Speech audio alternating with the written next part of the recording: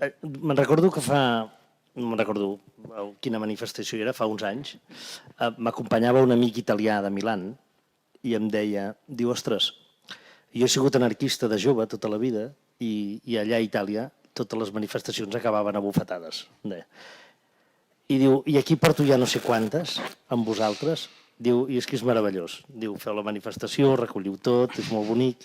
Diu, però el meu pare em truca i em diu, des de Milan, diu, però aquesta gent estan enfadats amb algú? Diu, perquè són tan bona gent, ho fan tot tan bé, ara hi ha llums, ara fem no sé què, ara recollim els papers, però que s'enfadin, que no passa res, que ens podem enfadar, que... Llavors, clar, al final dius, home, sí, en realitat és... A veure, ara sentia l'Oriol i dic, ostres, és que l'anàlisi és correctíssim, el que feia, i pensava, dic, és que jo crec que la tendència de la política, i jo no en soc i és evident, i a més segurament soc un molt mal analista polític, però jo crec que la tendència de la política és la comoditat.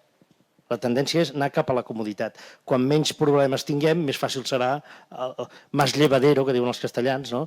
La política. I per tant, aquesta comoditat, si la deixem que vagi prosperant, se'ns menjarà.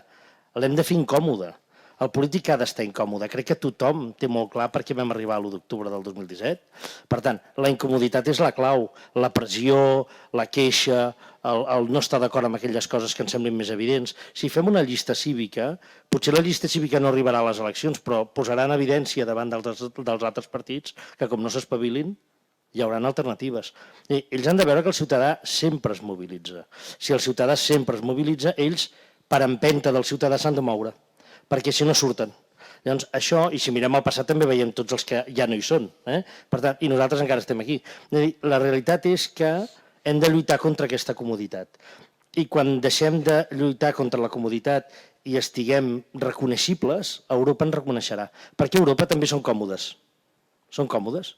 O sigui, jo tinc un amic que és advocat a Viena i un dia em truca i em diu, parla el castellà, jo d'alemany no en sé poc, però em truca i em diu, escolta, mira, a Àustria som conservadors i no entenem els canvis. I això que voleu vosaltres, nosaltres no ho acceptaríem. Però t'he de dir una cosa, el dia 1 d'octubre jo vaig veure la tele i el que passava a Barcelona i jo aquell dia vaig ser català com tu. Perquè no suporto aquestes coses i entenc que com a ciutadà això us fa reconeixibles i en aquell moment jo hagués empantat. Si algú em diu anem a ajudar els catalans o anem a fer alguna cosa, jo m'hi apuntava. Per què?